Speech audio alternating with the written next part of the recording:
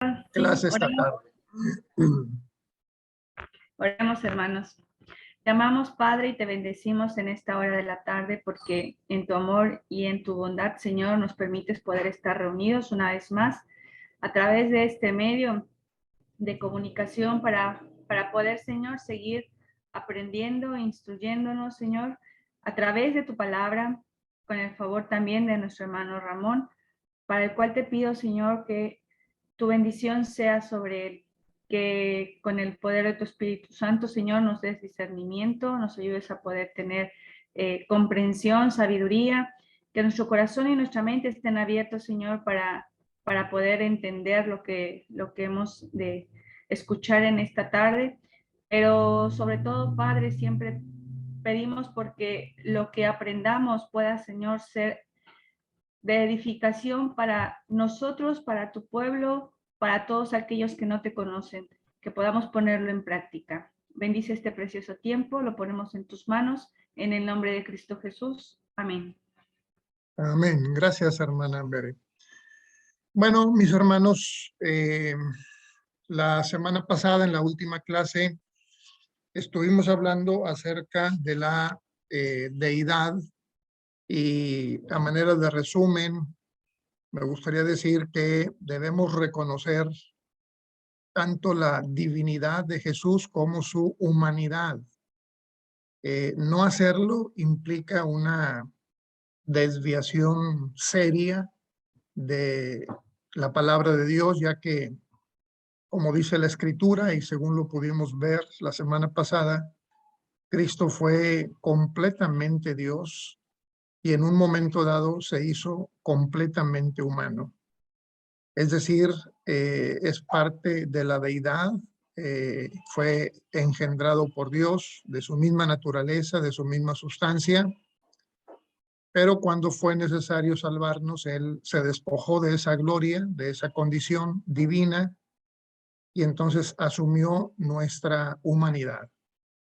Y como tal, nos habló de Dios, Él es el testigo fiel y verdadero, es la revelación plena, máxima de Dios, y también cargó con el pecado de todos nosotros y muere en la cruz, murió como ser humano que era, murió y por el poder de Dios, después de 3 días y 3 noches, Él resucitó de los muertos y entonces, después de dar instrucciones a sus discípulos, ascendió de nuevo a los cielos para sentarse en donde estaba antes, en el trono de Dios, a su diestra. Y de ahora en adelante, Él pues intercede por nosotros como abogado ante el Padre. Y también hablamos acerca del Espíritu Santo, ¿no? El Espíritu Santo que dijimos así en breves palabras, que es presencia y poder de Dios en la vida del creyente. Cuando hablamos del Espíritu Santo, no estamos hablando de que sea una persona o que sea la tercera persona de la Trinidad, porque no creemos en la Trinidad, pero tampoco estamos diciendo que solamente es un poder. Lo que estamos afirmando en este punto de fe es que el Espíritu Santo es presencia y poder de Dios en la vida del creyente. Así que ahora vivimos la era del Espíritu Santo. El Espíritu Santo es el líder de la iglesia. Él nos capacita, nos hace recordar las palabras de Cristo, nos lleva a toda verdad, a toda justicia, reparte dones a todos los miembros del cuerpo y también produce fruto en todos los creyentes. Ese fue, diríamos, hermanos, en pocas palabras, el resumen de la clase pasada. Y bueno, ahora tenemos un nuevo tema que vamos a introducir. Es el tema de los 10 mandamientos. Voy a compartir la pantalla.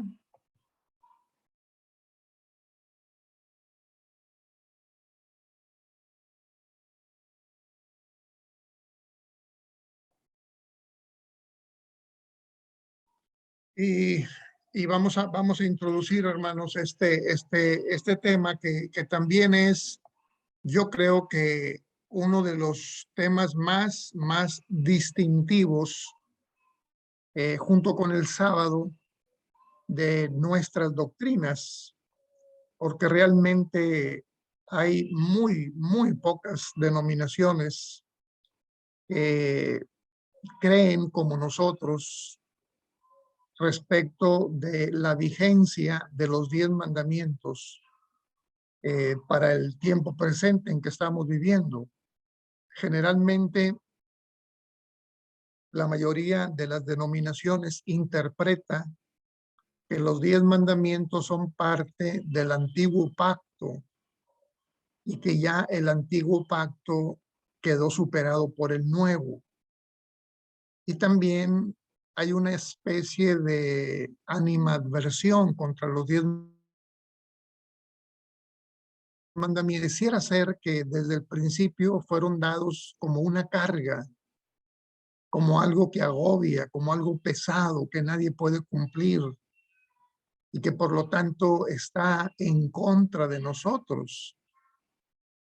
Y algunos textos del Nuevo Testamento que están mal interpretados, donde se habla de que alguien puede estar bajo la ley o bajo la maldición de la ley, como si la ley, cuando fue dada por Dios, en este caso los 10 mandamientos, Dios nos hubiera maldecido con esa ley. Es realmente una gran doctrina distintiva la que tenemos nosotros, porque creo sinceramente que los 10 mandamientos están vigentes, deben ser parte de nuestra vida diaria y que es una gran pérdida para las demás denominaciones que no reconocen estas 10 palabras de vida. Y quisiera poner simplemente un ejemplo bastante práctico. Si por un momento pudiéramos imaginarnos que toda la humanidad guardara los 10 mandamientos. Imagínese, imagínese. Si toda la humanidad respetara solamente esos 10 mandamientos. Bueno, pues si eso fuera, entonces estaríamos prácticamente ya en el reino de los cielos en plenitud, porque imagínense, no habría necesidad de ejércitos, no habría necesidad de policías, no habría gente excesivamente rica y gente excesivamente pobre, no habría ofensas para Dios, no habría más que amor para el prójimo, respetando lo que tiene, lo que le pertenece. Los padres serían siempre padres felices porque los hijos estarían honrándolo siempre. Es decir, sería un mundo muy diferente al mundo en el que vivimos. Pero la gente, y especialmente los cristianos en general, siguen pensando que la ley estaba en contra de nosotros, que por tal motivo ya quedó cancelada, quedó superada cuando Jesús establece el nuevo pacto por medio de su sangre. Ahora, también voy a decir de entrada que en algún tiempo nosotros hicimos una exageración acerca de la ley, así como nosotros criticamos a aquellos que no la guardan. Nosotros nos movíamos en el extremo del otro lado, es decir, pensando que la ley tenía la facultad de salvarnos y que si alguien guardaba la ley, entonces era una persona que se había salvado por ese mérito de haber cumplido con los 10 mandamientos. También ese error es grave y ese error lo vivimos durante muchos años nosotros y creo que en algunas partes todavía a la ley se le da un lugar que no le corresponde. Entonces, como introducción estoy hablando de estos extremos en los que nos hemos movido, ¿verdad? Por un lado, los evangélicos comunes y corrientes que siempre han hablado mal de la ley, que consideran que aquel que observa la ley está bajo la maldición de la ley y cosas por el estilo. Y por el otro, en la época pasada de nuestra propia denominación, pensando que al guardar yo la ley, podía entonces exigirle a Dios que me otorgara mi salvación porque yo, al observar la ley, me la había ganado, ¿no? Pues las dos posturas están equivocadas. La pregunta es, ¿cuál es el papel de la ley en la vida del cristiano? ¿Con qué propósitos Dios dio la ley desde el principio y hasta nuestros días? Bueno, hay tres cosas, hermanos, que todo cristiano debe de saber. Número uno, bueno, en primer lugar, eh, diríamos que la ley refleja el carácter perfecto de Dios. Esa fue, diríamos, la primera intención de Dios al otorgar la ley tal y como la recibió Moisés, primero en Éxodo y luego en Deuteronomio. Esta ley es una ley perfecta, o sea, refleja el carácter perfecto de Dios. Eh, Ese fue un propósito para que el pueblo viera qué clase de Dios tenían ellos, a diferencia de los otros pueblos con sus ídolos. Ídolos que no hablan, ídolos que no ven, ídolos que no expresan su voluntad porque todo ídolo es mudo por naturaleza. Pero en el caso de Dios, el Creador expresa su carácter perfecto cuando, diríamos, dicta estos 10 mandamientos, ¿verdad? Por eso Pablo dice, la ley es santa, es justa y es buena. ¿Por qué? Porque el autor de la ley es Dios. La ley no fue invento humano.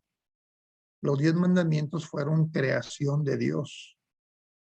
Tendríamos que tener más cuidado al hablar de la ley por cuanto su creador es Dios.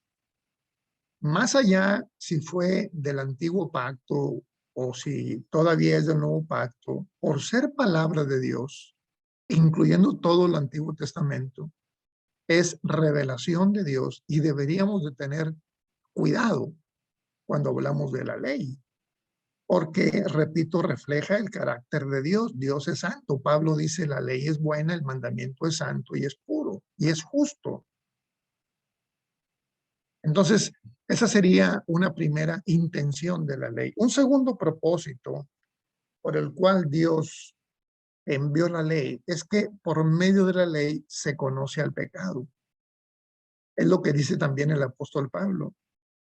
Yo no sabría, dice Pablo, lo que es pecado si la ley no dijera no hurtarás o no matarás. O sea, yo sé que matar es pecado porque la ley prohíbe matar. Y así como el hecho de matar es pecado, las otras 9 cosas que nos dice la ley son pecado. Están advertidos los seres humanos porque la ley refleja el pecado. Por ejemplo, si nosotros eh, en un ejemplo, diríamos, sencillo, eh, en donde tuviéramos que viajar de un país a otro, la ley internacional de viajes establece que se debe de llevar un pasaporte. Si la ley no lo dijera, entonces los viajeros podríamos ir sin pasaporte a cualquier parte del mundo. Pero si alguien viaja sin pasaporte, entonces tiene que enfrentar a las autoridades. ¿Por qué? Porque la ley dice que hay que viajar con pasaporte. Una ley de tránsito establece que la luz roja en el semáforo significa que hay que detener el auto. Si no existiera el semáforo, la persona no tendría por qué detenerse. Entonces, la ley tiene como propósito reflejar el pecado que hay en el ser humano. La ley es como un espejo. Cuando nos levantamos en la mañana, refleja la condición en la que amanecimos, ¿no? Quizá ya con más canas o con ojeras o no sé cómo, ¿verdad? Pero el espejo lo va a uno retratando todas las mañanas cuando visitamos ahí el espejo para ver nuestro arreglo personal, ¿no? La ley también. Nada más que la ley nos enseña el pecado que está en nosotros. Cuando nosotros cometemos alguno de los eh, mandamientos, que infringimos alguno de los mandamientos, entonces es por la ley que sabemos que estamos en pecado. Y en tercer lugar, la ley, dice el apóstol Pablo en Gálatas 3:24, que fue nuestro ayo. No sé si ustedes han estudiado, estoy seguro que varios de ustedes sí, pero en Gálatas capítulo 3, versículo 24 dice, de manera que la ley, nuestro ayo, fue para llevarnos a Cristo, para que fuésemos justificados por la fe. Mas venida la fe, ya no estamos bajo el ayo. Eso está en Gálatas 3, 24 y 25. Es decir, la ley fue nuestro ayo. Esa es una palabra muy interesante. En el idioma original, este término de ayo eh, se escribe en griego como paidagogos. Reina Valera lo traduce como ayo, pero en el texto original está el concepto paidagogos. Y paidagogos era como un sirviente del dueño de la casa que tenía como principal función cuidar la educación de los hijos. El paidagogos era el que arreglaba a los niños para llevarlos a la escuela, luego recogerlos a la hora de salir y revisar con ellos sus trabajos que hicieron en el salón de clases y ayudarles para las tareas del día siguiente. Un paidagogos es como un mentor, ¿verdad? Como alguien que nos está asistiendo respecto de la educación de los hijos. Y en ese sentido, la ley fue dada también para llevarnos a Cristo. Y es muy sencillo de comprenderlo, hermanos, porque no hay nadie que pueda cumplir con los 10 mandamientos, porque es una ley perfecta y yo soy imperfecto. El único que cumplió con los 10 mandamientos fue nuestro Señor Jesucristo. Todos los demás seres humanos hemos infringido la ley de Dios, estos 10 preceptos. Entonces, la ley nos va a llevar a Cristo para que podamos salvarnos, porque por medio de la ley nadie se puede salvar, porque no hay quien cumpla con todas las exigencias de la ley. Es como si alguien quisiera brincar una barda, por ejemplo, de 10 o 15 metros, pues es imposible, ¿no? Por más que intentamos y volvemos a intentar con un salto y otro y otro y otro, nunca vamos a poder, porque no hay quien pueda saltar una altura de 10 o 15 metros hacia arriba, ¿no? Entonces la ley nos va a mostrar que necesitamos ayuda y automáticamente nos va llevando a Cristo. Es como si la ley nos dijera, mira, no puedes saltar esta barda, pero hay una puerta que tú puedes usar para entrar del otro lado donde quieres ir, y esa puerta es Cristo.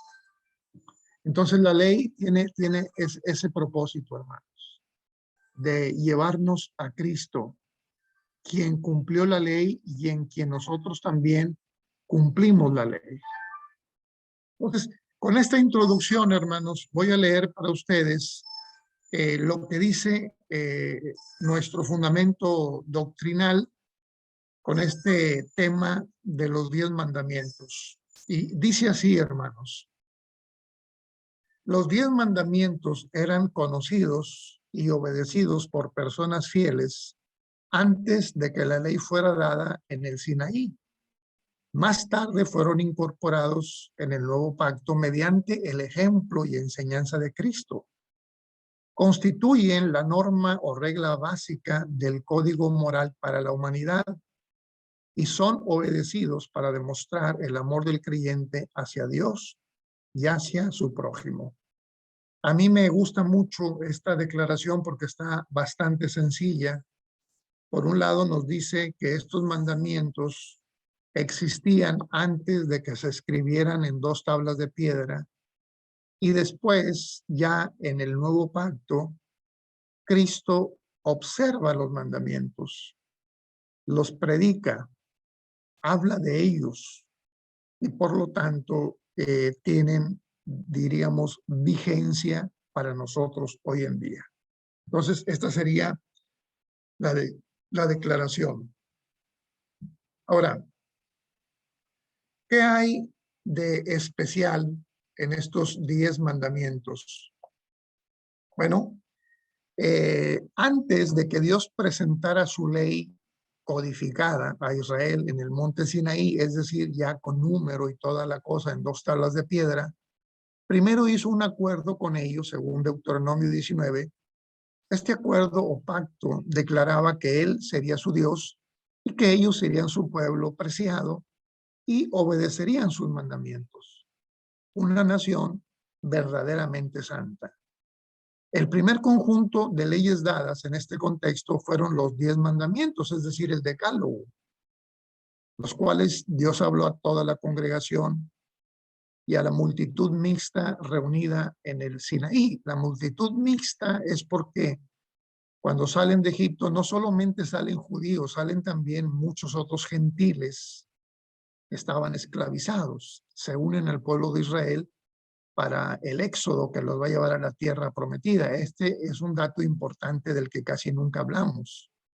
Pero la multitud era una multitud de judíos y gentiles. Por eso dice mixta, según los capítulos 19 y 20.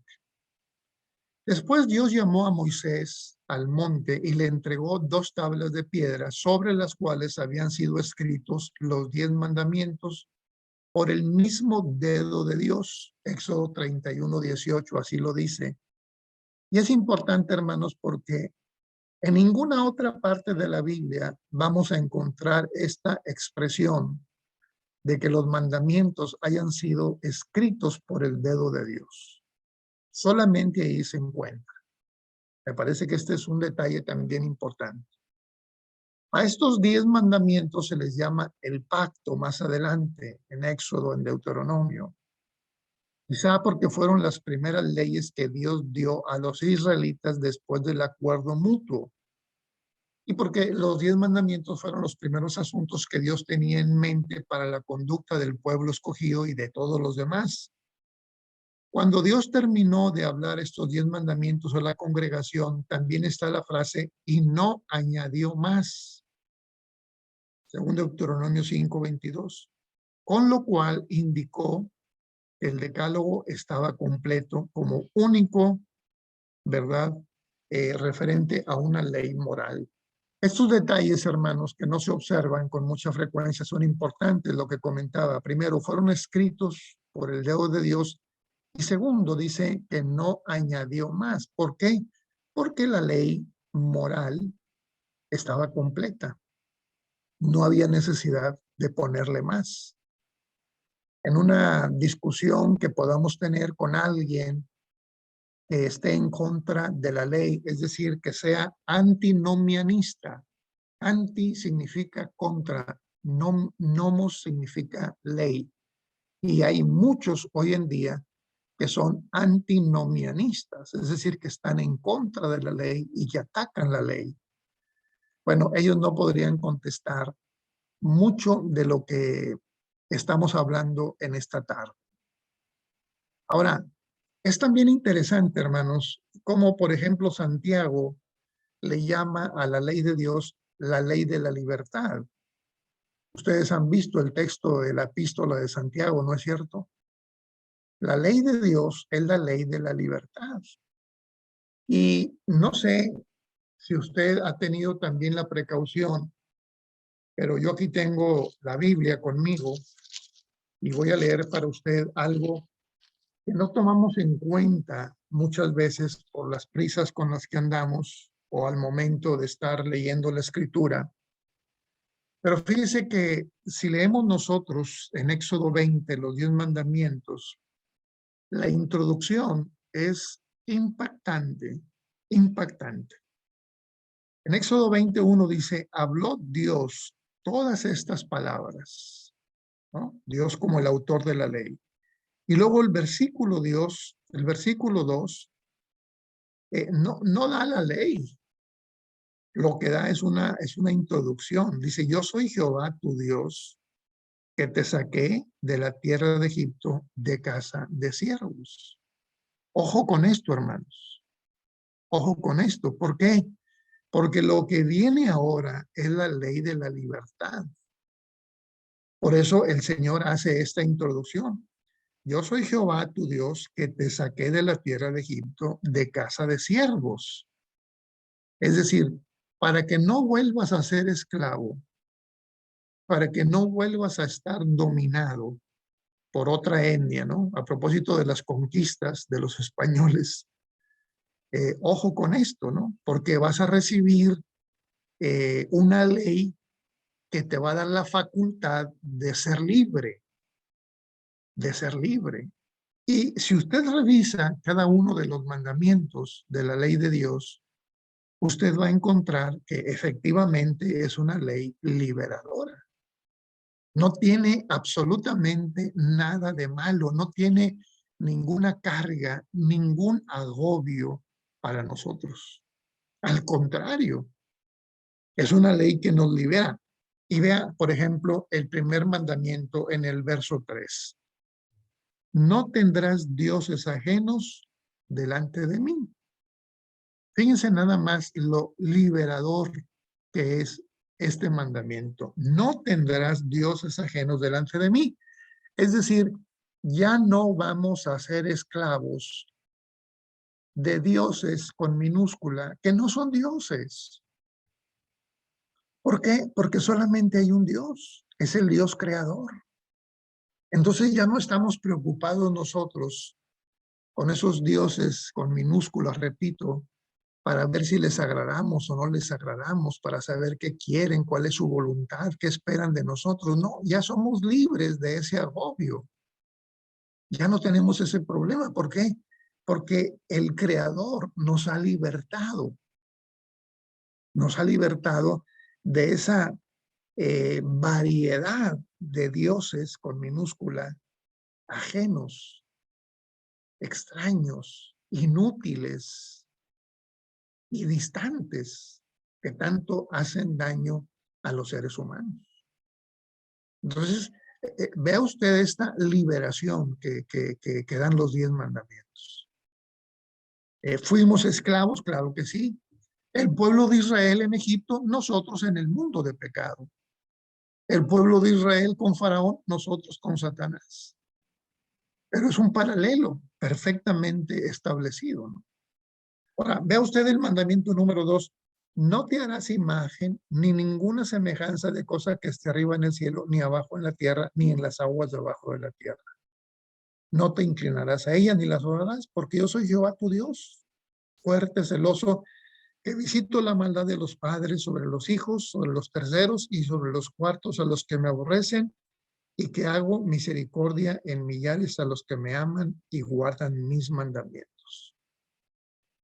En este mandamiento, hermanos, Dios nos hace libres de la idolatría. ¿Por qué? Pues precisamente porque en el mundo donde vivimos hay muchos ídolos. Los ídolos, hermanos, son fabricados por el ser humano. Y no importa de qué color los pinten, pueden estar incluso barnizados o ser de oro o de algún otro metal precioso, pero igual son ídolos construidos por el hombre. Y el ídolo aprisiona, el ídolo domina, porque como no habla, entonces el ser humano tiene que adivinar su voluntad. Y bueno, vean ustedes cómo en muchas culturas, por ejemplo, en América Latina tenemos el caso de los mayas, que se supone eran una etnia muy, muy adelantada con su calendario y toda la cosa, ¿no? Acá en el sur de México, Centroamérica, son famosos los mayas, eh, con su Popol Vuh, que es el libro en el que ellos tienen su cosmogonía, ¿no? Cómo vino el mundo y todo eso. Bueno, pues los mayas sacrificaban niños a sus dioses. Los mayas arrancaban el corazón de las doncellas y los arrojaban a los cenotes sagrados, según ellos, ¿verdad? Esos pozos profundos que hay en lagos en todo Mesoamérica. Imagínense, y qué bueno que eran adelantados a su época, si no, imagínense qué otras barbaries hubieran hecho. Pero como el ídolo no habla, entonces hay que adivinar, ¿verdad? Eh, a ver si podemos aplacar la ira de este Dios, del Dios Sol que nos agobia con este verano, o del Dios de la lluvia que ya estamos ahogándonos, o del otro Dios, o del otro Dios. Hay tantos ídolos que el hombre ha fabricado que realmente es difícil satisfacerlos a todos. Y cuando alguien está bajo la idolatría, pues está en una cárcel muy incómoda, de mucha incertidumbre. Por eso el Señor dice, no te harás imágenes, no tendrás dioses ajenos delante de mí, ¿verdad? Luego el otro mandamiento dice, no tomarás el nombre de Jehová tu Dios en vano. Es decir, este mandamiento nos libra de la hipocresía, de las apariencias, ¿verdad? Nos advierte que si decimos que somos hijos de Dios, debemos de vivir como hijos de Dios, ¿verdad? Yo no puedo decir que mi apellido Martínez porque no mi apellido Martínez, yo mi apellido Ruiz. Si yo dijera que mi apellido Martínez, estaría siendo un mentiroso. Dios nos libra de la mentira también aquí. Y luego vemos el cuarto mandamiento con el día del reposo, ¿verdad? Que nos libra también del cansancio, de la fatiga, ¿no? Los sociólogos dicen que nosotros somos la generación del cansancio. ¿Por qué? Porque estamos cansados todos, porque trabajamos muy duro, porque no hay reposo. Aparte hay mucho estrés y muchas otras cosas que nos afligen, la carestía, ahora con la pandemia, el desempleo, la violencia intrafamiliar, es decir, el ser humano vive agobiado. Y la mente, hermanos, necesitamos limpiarla de vez en cuando, ¿verdad? Porque la mente es como, por ejemplo, un sartén donde hacemos guisos. Imagínense que hacemos un guiso con el sartén y no lo lavamos, y luego hacemos otro guiso el día de mañana y no lo lavamos. Entonces va a llegar el momento después de 3 o 4 días en que ya no podamos guisar nada. ¿Por qué? Porque todo lo que dejamos ahí se convirtió en un cochambre, decimos en español acá en México, se convirtió en un cochambre, es decir, hay mugre pegada en la sartén. La mente es igual. En la mente se van acumulando palabras, se van acumulando experiencias, se van acumulando eh, objetos que vemos o que escuchamos, y muchos de ellos son auténticamente basura. Hay que limpiar la mente. Y eso el sábado nos ayuda mucho porque es una desintoxicación cuando dejamos las cosas seculares y nos concentramos en las cosas de Dios. Entonces, también nos libera de esa condición. Luego ya el mandamiento número 5, honra a tu padre y a tu madre, ¿verdad? Nos libra de la ingratitud. Eso es un problema que hoy se vive mucho, ¿verdad? Somos muchas veces ingratos con aquellos que nos trajeron a este mundo, que dieron su vida por nosotros. Bueno, aquí el mandamiento dice que debemos de honrarlos. Nos libra de la ingratitud para que cuando mueran mamá y papá, yo tenga mi conciencia tranquila de que hice lo que pude por ellos y no estar llorando amargamente al no haber hecho nada por los pobres viejos, como decimos, ¿no? Pues el mandamiento nos advierte y nos libra de ese sentimiento de culpa. Quien tenga a su padre y a su madre debe de honrarlos. Y así es librado. Luego, el sexto nos libra del homicidio cuando dice no matarás, para no convertirnos en homicidas. El séptimo, no cometerás adulterio, nos libra para no quebrar el pacto del matrimonio que hicimos delante de Dios y no ocasionar todo el desastre que se ocasiona cuando alguien lamentablemente comete adulterio, porque casi siempre hay afectación para terceras personas. Entonces el mandamiento nos libra. El mandamiento nos libra del robo, ¿verdad? De no apropiarnos de lo que no nos corresponde para que no tengamos que vernosla con la ley, ¿no? Y llevarnos a prisión. Nos libra de la codicia, ¿verdad? En general, de no caer en la infelicidad de la codicia cuando lloramos, nos amargamos al darnos cuenta de lo que no tenemos y por estar viendo lo que no tenemos, no disfrutamos lo que sí tenemos. Entonces, qué pena, ¿verdad? Porque hay gente así, que su vida toda es una amargura, sufriendo por lo que no tiene, envidiando a los demás que tienen y por estar en esa actitud no disfruta todo lo que tiene. Entonces la ley, hermanos, es una ley, como la llama Santiago, la ley de la libertad. Es una ley que nos beneficia. Yo no sé por qué en el mundo evangélico se le tiene tanto miedo y tanto desprecio a estos 10 mandamientos como si los hubiera hecho el diablo. Pero no los hizo el diablo, hermanos, los mandamientos los hizo Dios. Por lo tanto, son buenos, ¿verdad? Que no quieran guardarlo, bueno, eso ya es otra cosa, ¿verdad? Ahora, las 2 tablas de piedra inscritas con los 10 mandamientos fueron puestas dentro del arca del pacto en el tabernáculo hebreo. No, hay que distinguir, porque aunque la gente dice, no, todo eso fue del antiguo pacto, sí es cierto, la ley de los 10 mandamientos fue parte del antiguo pacto, pero no obstante era diferente de los otros mandamientos, por ejemplo, de la ley mosaica. Son 2 leyes diferentes, ambas fueron del antiguo pacto, no lo negamos, y tan diferentes. Estas 2 tablas de piedra se pusieron en el arca del pacto, no como las demás leyes, ¿no?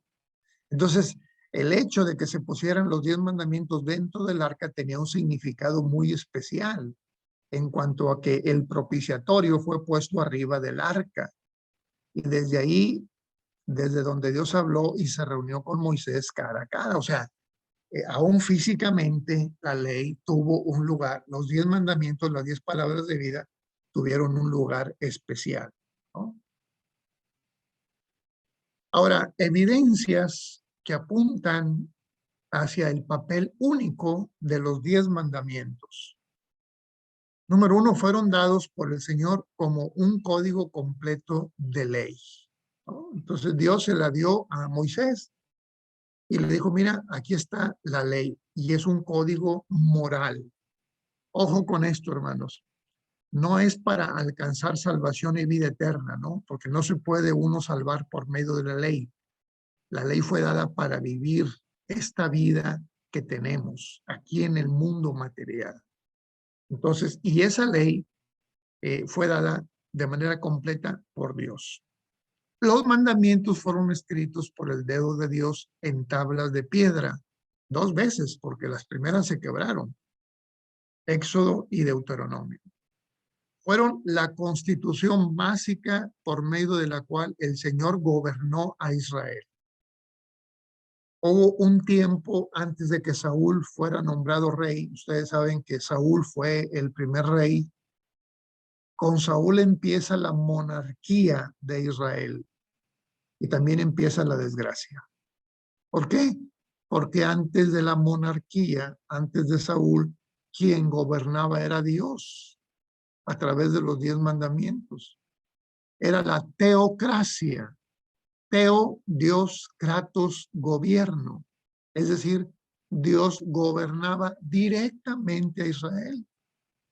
Hablaba con Moisés, le decía lo que tenían que hacer, pero él era el gobernante. Cuando los judíos van y le piden rey a Moisés, Moisés se enoja, habla con Dios y Dios le dice, mira, no te han desechado a ti, más bien me han desechado a mí, pero si quieren un rey, vamos a darles un rey. Y bueno, Dios, hay que tener cuidado, hermanos, con lo que les pedimos a Dios, porque nos lo puede conceder. Y eso puede ser peligroso, ¿no? El pueblo quiso un rey y miren cómo les fue. Miren cómo les fue con Saúl, incluso con David. Aunque David fue mayormente un buen rey, pero no fue, diríamos, un corderito, ¿no? Más bien fue un hombre adúltero, fue un hombre asesino que se quedó con la mujer de Urías el Eteo y fue un hombre que sufrió mucho como consecuencia de su pecado. Ya de Salomón ni hablamos, ¿verdad? Porque Salomón fue realmente un hombre muy, muy perverso. Es increíble cómo un hombre puede ser tan sabio durante un tiempo y luego tan torpe al final de sus días, porque terminó adorando los ídolos de las tantísimas mujeres que tuvo como concubinas. Entonces realmente Israel se echó a perder cuando pide la monarquía en lugar de la teocracia. Entonces los 10 mandamientos fueron constitución básica por medio de la cual el Señor gobernó a Israel. Ocuparon un lugar especial dentro del arca del pacto bajo el propiciatorio del trono terrenal de Dios, ahí en el tabernáculo. La esencia de la voluntad de Dios para la conducta humana es revelada en los 10 mandamientos. En contraste con las otras leyes dadas en el monte Sinaí, las cuales evidentemente ocupaban posiciones de menor importancia en el plan divino, los 10 mandamientos son guías simples para vivir y amar, según Romanos 13. Mientras que el libro de la ley señala la advertencia, los castigos y remedios para las fallas específicas de mostrar tal amor. Es decir, había otra ley, había la ley del talión, había la ley de los sacrificios, pero todas esas leyes hablaban de advertencias, de castigos y de remedios cuando alguien no obedecía los 10 mandamientos, porque tenía que enfrentar entonces la ley, ¿verdad? Porque también la ley de los 10 mandamientos nos habla del amor, ¿no? Del amor. Es la ley de la libertad y la ley del amor, ¿verdad? Cuando a Cristo se le acercó aquel escriba y le dijo, Señor, ¿cuál es el más grande mandamiento? Cristo le dijo, amar a Dios con todo tu corazón, con toda tu mente, con todas tus fuerzas. Y el segundo mandamiento es semejante a este, amarás a tu prójimo como a ti mismo. ¿Por qué? Porque los 10 mandamientos son también los mandamientos de la ley del amor. Todo tiene que ver con el amor. Por eso es una desgracia que hoy en día los cristianos no la quieran reconocer. Ahora, vamos a ver, hermanos y hermanas, la ley de Dios antes del monte Sinaí. ¿Por qué? Porque es interesante cómo los mandamientos existían o existieron antes del pueblo de Israel. Es importante, hermanos, es importante. Algunos piensan que la ley fue recibida a partir de que Israel se convirtió en pueblo, ¿verdad? Pero la verdad es que ya existía desde antes. Y aquí tenemos algunos datos interesantes. La naturaleza solemne y extraordinaria de los estándares morales personificados en el Decálogo es reiterada por el hecho de que ninguno de ellos fue concebido inicialmente para la nación israelita. O sea, inicialmente, hermanos, inicialmente no fueron solo para Israel, sino los 10 mandamientos fueron conocidos y obedecidos por personas fieles mucho antes de que la ley fuera entregada por medio de Moisés en el Sinaí.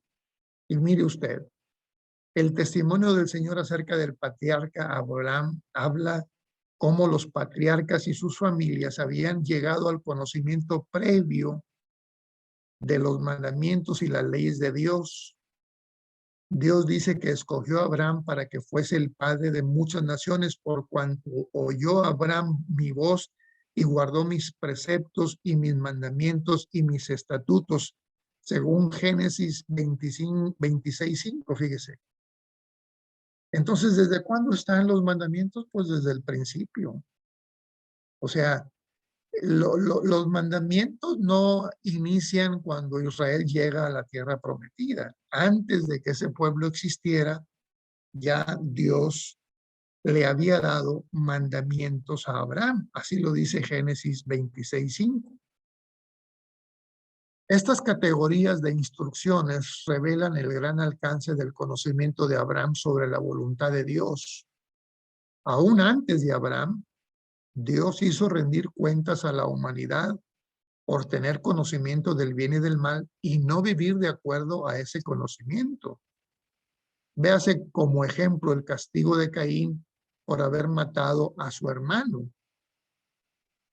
¿Quién dice que matar es pecado? Lo dice Dios. Por eso castigó a Caín, porque mató a su hermano. Si no, entonces, ¿por qué habría castigado a Caín? Si no había ley, entonces, ¿por qué lo castigó?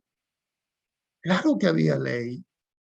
No escrita como se la dieron al pueblo de Israel, pero ya había una ley. Otro ejemplo que también podemos ver es la destrucción de todo ser humano, excepto Noé y su familia, por causa de la maldad del hombre sobre la tierra. Porque dice el texto de Génesis 6, y que todo designio de los pensamientos del corazón de ellos era de continuo solamente al mal. ¿Quién les enseñó que eso estaba mal? Dios. ¿A quién? A toda la humanidad. Estamos hablando de Génesis capítulo 6, hermanos, mucho antes de que aparezca Abraham y por supuesto mucho antes de que aparezca el pueblo de Israel.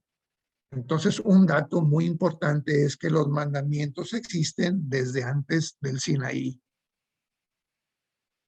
El conocimiento del bien y del mal hasta cierto punto pasó en forma innata a todos los descendientes de Adán, según Romanos 2:14. Los antepasados de Moisés también conocían los caminos del bien y del mal por instrucción del Señor a través de hombres como Noé, un predicador de la justicia, segunda de Pedro 2:5, por medio de Abraham, Génesis 18:19. Dios había instruido al ser humano a través de leyes, ordenanzas y mandamientos, como lo vemos en su elogio para el patriarca Abraham en Génesis 26. Ahora, esto no implica que en algún lugar antes del pacto sinaítico estos mismos mandamientos existieran tal y como los conocemos. Encontramos poca evidencia de una previa existencia de un código de leyes santas como este. Afirmamos que el conocimiento de cada una y la responsabilidad de obedecerlas todas individualmente estaba presente en las gentes mucho antes de la era mosaica, ¿no? Entonces lo que estamos diciendo, que si bien es cierto, no hay un código tan compacto como los 10 mandamientos hasta el Éxodo, eso no significa que los mandamientos no existieran, diríamos, sueltos uno sobre otro. Esto no implica que los primeros habitantes desconocieran las leyes de Dios. Son castigados precisamente por haber violado las leyes de Dios, desde Caín, que mató a su hermano Abel, hasta los tiempos de Noé, en que la humanidad pereció por el diluvio. Todos los pecados antes del monte Sinaí y a partir de entonces son una forma consciente de ignorar las instrucciones de Dios. Entre los pecados, como dice Romanos 5:14, desde Adán hasta Moisés, se incluían el proferir a otros dioses sobre el único y verdadero Dios. Y también la adoración de ídolos. Ahí están Josué 24, el hecho de quebrantar el sábado, Génesis, Éxodo, la falta de respeto a los padres, ahí está el hijo de Noé, Cam, Génesis 9:22, el homicidio de Caín que ya citamos, el adulterio de Abimelech, el cananita, y Josué y el hebreo sabían que el adulterio era pecado, ¿verdad? Robar está establecido en Génesis 31, codiciar, Génesis 25, es decir, usted va a encontrar prácticamente la lista completa. Excepto, dice el último párrafo, dice, esta lista cubre todos los mandamientos del decálogo, excepto el tercero, tomar el nombre del Señor en vano. Todos los que decían ser hijos de Dios, pero no obedecían e hicieron precisamente esto, según Jeremías 34:16 y Ezequiel 20:19. En resumen, hermanos, tenemos todos los mandamientos de la ley de Dios antes de que fueran dados en el Sinaí. Entonces, vaya tomando nota.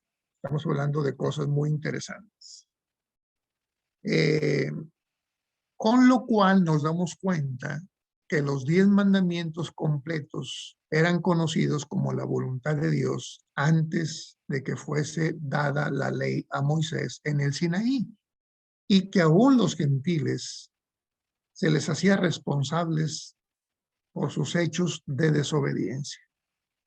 Pablo explica el por qué y dice, porque la ira de Dios se revela desde el cielo contra toda impiedad e injusticia de los hombres que detienen con injusticia la verdad, porque lo que de Dios se conoce les es manifiesto, pues Dios se los manifestó. Hermanos, Dios nunca ha castigado a nadie que no merezca ser castigado. Así sucedió con la gente que vivió antes de Israel, antes de que fuera pueblo esta nación. Algunas veces a mí me preguntan, y aunque no me gusta la pregunta, pero a veces me hacen la pregunta de que si estos tal o cual denominación se van a salvar, o tal o cual persona que ha vivido de esta manera se va a salvar o no se va a salvar, que qué opinión tengo yo al respecto de aquellos que van a ser condenados. Y desde hace muchos años yo comento con los que hacen esas preguntas que no se preocupen, porque Dios no va a condenar a nadie que no merezca ser condenado, porque Dios es más que justo, es misericordioso.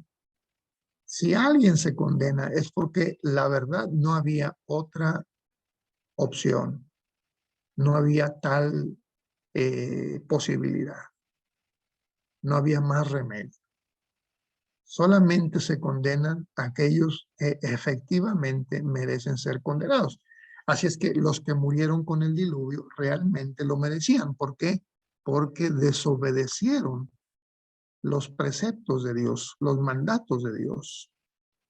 No la ley así completita como la tenemos de los 10 mandamientos, pero sí mandamientos explícitos de no matar, por ejemplo, de no robar, porque se ve en la Biblia que se consideran pecados, repito, aún antes de Éxodo 20.